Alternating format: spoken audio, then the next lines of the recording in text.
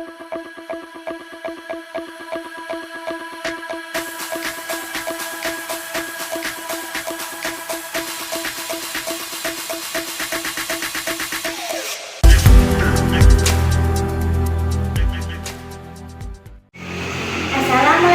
warahmatullahi wabarakatuh. Salam literasi. Halo teman-teman, bertemu lagi dengan saya Yusril Desmin Anastasia dari kelas 5 Sekolah SD Jatisari, Kelurahan Mangkahang, Kecamatan Bala Endah, Kabupaten Bandung. Pada kesempatan kali ini tantangan Fitnum di bulan April, yaitu tugas wawancara pekerjaan. Saya akan mewawancarai seorang bidan.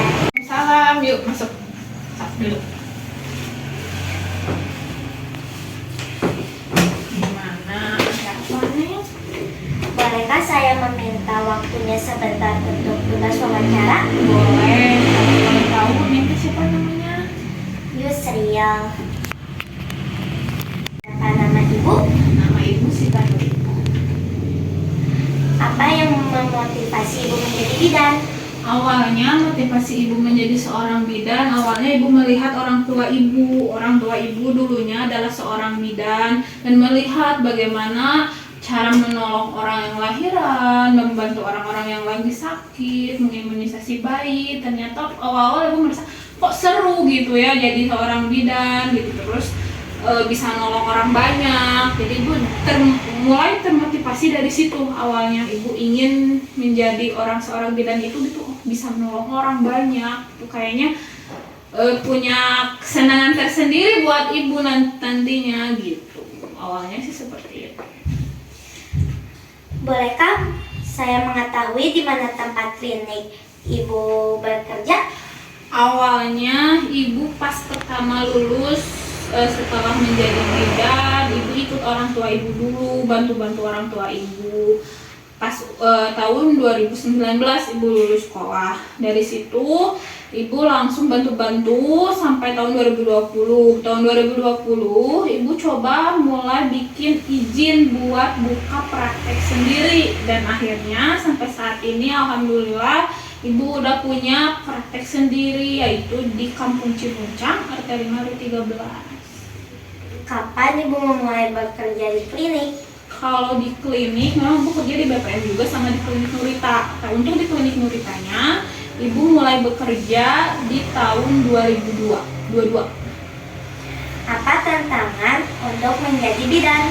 Tantangan yang udah ibu lewati selama ini, yang pertama, ketika ibu menolong orang, kan menolong nyawa antara ibu dan anaknya gitu ya. Jadi banyak tantangan yang ibu hadapin. Kayak misalkan ibu tugasnya di pedesaan, tantangan yang ibu hadapin itu kepercayaan adat istiadatnya yang susah, yang masih sangat kental. Jadi ibu harus bisa memahaminya itu, bagaimana caranya biar si adat itu sama dengan kesehatan. Apa tugas bidan? Tugas bidan yaitu memberikan pelayanan kesehatan kepada ibu nipas, ibu bersalin, terus kepada bayi. Pada bayi contohnya ngasih imunisasi, bayi dan balita ya, ngasih imunisasi, terus tumbuh kembang anak. Kalau ke ibu kayak ber-KB, periksa hamil, terus buat ibu bersalin, saya memeriksa ketika udah lahirannya, diperiksa kesehatannya. Apa yang harus dilakukan jika ibu pasien atau bayi mengalami hal yang tidak diinginkan? Memang hal-hal yang resiko yang mungkin terjadi, bakal terjadi resiko banyak yang bakal terjadi, tapi dengan untuk menghadapi itu ibu harus bisa menghadapinya. Jadi ketika nanti misalnya segala sesuatu kayak ibu lagi nolong nih, kan pengennya selamat sehat semuanya, nggak ada gangguan apa-apa, tapi tiba-tiba misalkan bayinya nggak nangis nih, kok kenapa bisa nggak nangis gini, ibu harus bisa menghadapi itu. Dengan misalkan orang tuanya yang terus ngomong, misalkan keluarga pada ngomong, ibu harus bisa menjelaskan kenapa hal ini bisa terjadi, dan ibu harus bisa cepat melakukan hal-hal yang lainnya yang tidak diinginkannya lagi gitu, harus bisa menanggulanginya itu. Apa suka dan duka dalam menjalani profesi bidan? Selama ini suka duka, kalau dibilang suka dukanya ya campur banyak lah ya. Kalau buat dukanya mungkin pertama, ibu kurang waktu bersama keluarga. Terus waktu tidur ibu keganggu karena jadi seorang bidan itu gak bisa, misalkan ibu lagi tidur lelap nih malam-malam jam 2, tiba-tiba ada yang lahiran, mau gak mau ibu harus bangun gitu ya. Kalau sukanya ketika ibu bisa menolong orang dari pertamanya hamil sampai dengan lahiran selamat, bisa nolong ibu bersalin dengan sampai dengan selamat gitu ya. Ibu senang, punya kepuasan ibu tersendiri ya, ibu punya rasa bahagia gitu. Berapa lama belajar untuk menjadi bidan?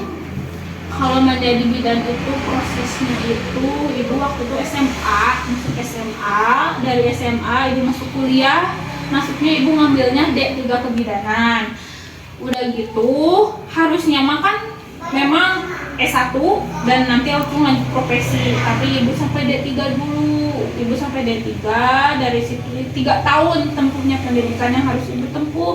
Dalam 3 tahun itu tuh pelajaran praktek ke rumah sakit, ke klinik, kayak ke desa-desa, kayak gitu. Udah lulus itu ibu terus dapat ijazah, STR itu apa? Surat tanda register bahwa ibu sudah dilatih, sudah bahwa bisa dijadikan seorang bidan. Apa yang dapat dipelajari dalam menjalani profesi bidan? Yang dapat dipelajarinya yang pertama, kita jadi bisa sabar menghadapi orang kayak gimana, sabar nolong orang kayak gimana. Banyak hal pelajaran yang bisa diambil dari seorang bidan gitu ya. Yang terakhir, apa pesan untuk para pelajar yang mungkin ingin menjadi bidan di masa depan?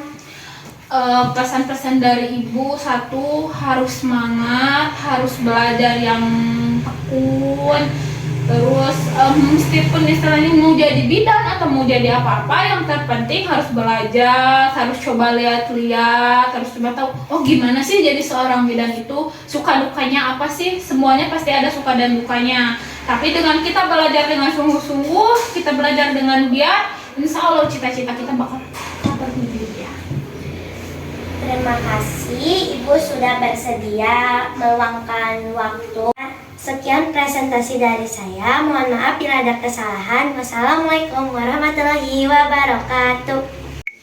Kesimpulannya, wawancara dengan Ibu Bidan tadi memberikan banyak informasi dan wawasan mengenai profesi kebidanan dan tantangan yang dihadapi dalam menjalankan tugas dan tanggung jawabnya. Tantangan bidan meliputi misalnya kurangnya apresiasi masyarakat, kendala sarana prasarana, dan terbatasnya akses terhadap layanan kesehatan. Sementara tanggung jawab bidan misalnya meliputi memberikan pelayanan kesehatan, penyuluhan, dan dukungan emosional.